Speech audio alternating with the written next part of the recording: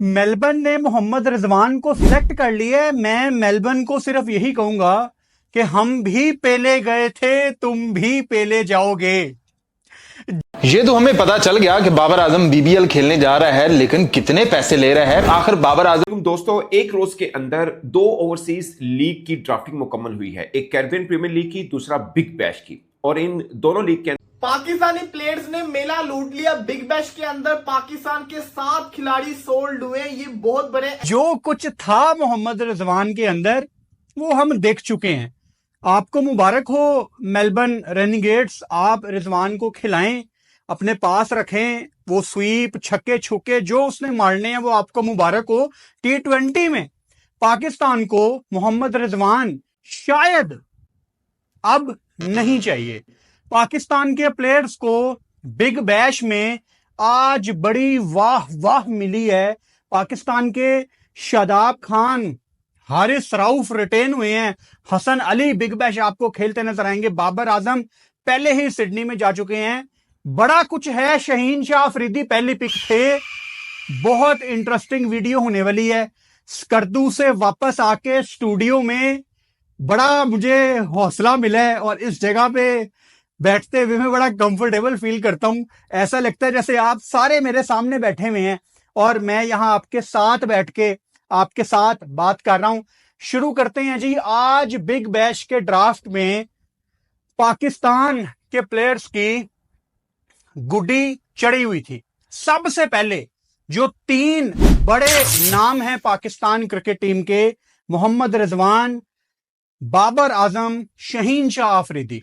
बाबर आजम को चलो हम थोड़ी देर के लिए साइड पे रखते हैं क्योंकि हमें पहले से पता था कि सिडनी सिक्सर्स ने उनको प्री साइन कर लिया है। सबसे पहला सवाल कि ये तीनों एक साथ बिग बैश में कैसे सेलेक्ट हो गए? भाई साहब, सिर्फ इनके एजेंट ने इनको सेलेक्ट करवाया। अब मैं ये नहीं कह रहा कि ये कोई 3 छोटे प्लेयर हैं, इनकी कोई परफॉर्मेंसेज नहीं है। ऑब्वियसली एट टाइम्स तीनों की बड़ी परफॉर्मेंसेज है, स्पेशली शहीन शाह अफरीदी की बहुत ज्यादा परफॉर्मेंसेज है T20 में। फिर बाबर आजम, फिर मोहम्मद रिजवान, तीनों ने अपने अपने टाइम पे पाकिस्तान को बायलैटरल्स में अच्छा परफॉर्म करके दिया हुआ है, इसमें कोई दो राय नहीं है। लेकिन किसी दूसरे प्लेयर की अनाउंसमेंट में बिग बैश ने उनके एजेंट को टैग नहीं किया। अंदर कुल मिला के अभी तक 11 क्रिकेटर्स के नाम सामने आए हैं जो कि पाकिस्तान से हैं और इनमें पाकिस्तान के कदावर क्रिकेटर्स भी शामिल हैं और इनमें पाकिस्तान के वो क्रिकेटर्स भी शामिल हैं जो पाकिस्तान प्रोस्पेक्ट अभी है नहीं या रिटायर्ड हो चुके हुए हैं। खासकर कैरिबियन प्रीमियर लीग के अंदर मैं आपको तमाम क्रिकेटर्स के नाम भी बताऊंगा, उनकी कैटेगरी भी बताऊंगा। खासकर स्पेशल है बिग बैश, क्योंकि बिग बैश दोस्तों शुरू हो रही है दिसंबर में और उसके लिए पाकिस्तान के पास टाइम जरूर मौजूद है। ये 15 दिसंबर से लेकर 27 जनवरी तक रहेगी। जबकि जो कैरिबियन प्रीमियर लीग है ये दरअसल शुरू होगी अगस्त के अंदर, 14 अगस्त से 21 सितंबर में। इस दौरान पाकिस्तान बिजी होगा।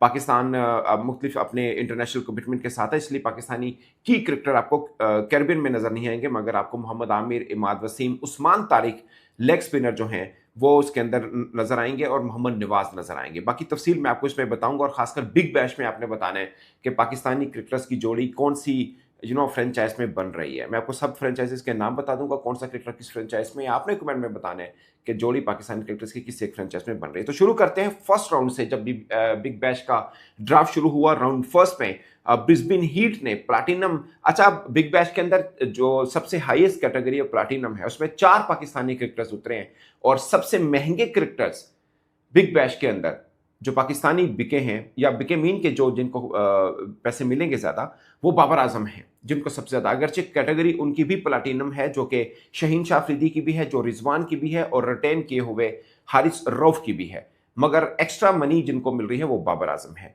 कैटेगरी उनकी भी वही है। ब्रिस्बेन हीट में शाहीन एजाज की बात है कौन कौन से खिलाड़ी सोल्ड हुए और कितनी प्राइस के अंदर सोल्ड हुए, मैं आपको सारी की सारी डिटेल्स बताता हूं।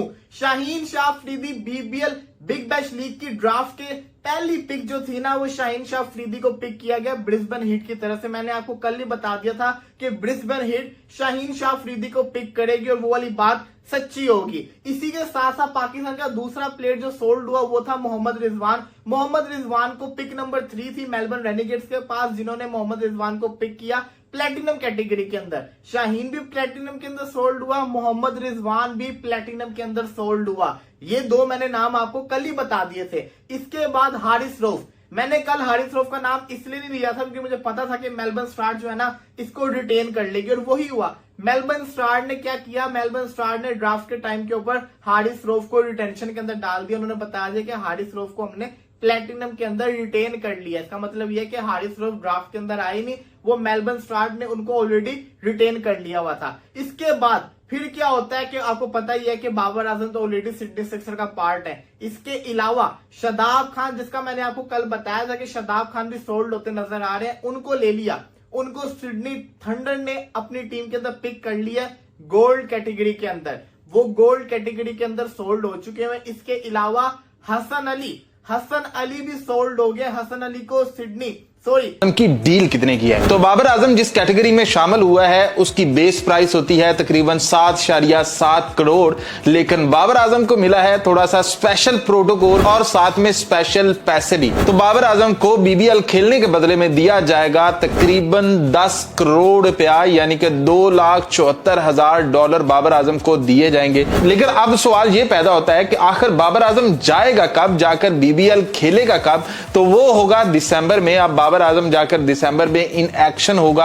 अब देखते हैं कि ड्राफ्ट होता है, ड्राफ्ट के बाद बाबर आजम की टीम में और कौन कौन शामिल होता है, क्योंकि स्टीव स्मिथ उसकी टीम में है, साइन अबोर्ड है, यानी कि इस तरह के काफी बड़े बड़े नाम हैं। ड्राफ्ट के बाद और भी जो पाकिस्तानी प्लेयर हैं जिन्होंने अपना नाम दे रखे हैं, हो सकता है कि वो भी एक आध बाबर आजम की टीम में आ जाए, क्योंकि शाहीन शाह भी उधर है, मोहम्मद रिजवान भी उधर है, अपना नाम दिया हुआ है। और अब ये ड्राफ्ट में पता चलेगा कि किसको किस कैटेगरी में पिक किया जाता है। लेकिन जो बाबर आजम है उसकी कैटेगरी थोड़ी सी टॉप की है, मतलब उसे स्पेशल प्रोटोकॉल दिया गया है, उसे स्पेशल पैसे दिए गए हैं, स्पेशल इज्जत दी गई है, स्पेशल नाम से पुकारा गया है, किंग कहकर पुकारा गया है, 10 करोड़ रुपया दिया गया है। तो बाबर आजम के हिस्से में पैसा आप चाहे आईपीएल के मुकाबले में तो लो के आईपीएल में तो प्लेयर्स को 25-25 करोड़ 30-30 करोड़ रुपया मिलता है, तो बाबर आजम को सिर्फ 10 करोड़ रुपया मिला है। तो बाबर आजम को ऐसे ही आपने बल्ले बल्ले किया हुआ था कि बाबर आजम को इतना पैसा मिलेगा, इतना प्रोटोकॉल, तो बाबर आजम को तो सिर्फ 10 करोड़ मिल रहा है। तो अगर पाकिस्तानी सुपर लीग की तरफ देखना है तो इससे तो पैसा कहीं ज्यादा है, और दूसरा इज्जत कहीं ऊपर है।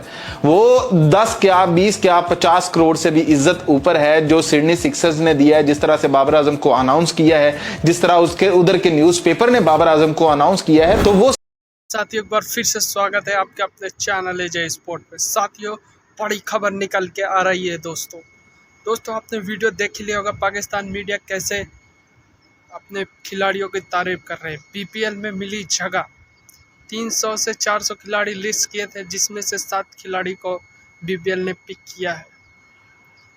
दोस्तों यही बात है कि पाकिस्तान खिलाड़ी को कोई लेना नहीं चाहता। नसीम शाह, फ़खर जमा, साई अयूब जैसे खिलाड़ी को बीपीएल पिक नहीं किया। रिजवान, बाबर आजम, साइंस अफरीदी, हारिस रऊफ 4 खिलाड़ी को पिक किया प्लेटिना कैटेगरी में, और गोल्ड में शादाब खान और एक कोई हसन खान ऐसा कुछ नाम है, उसको पिक किया गया।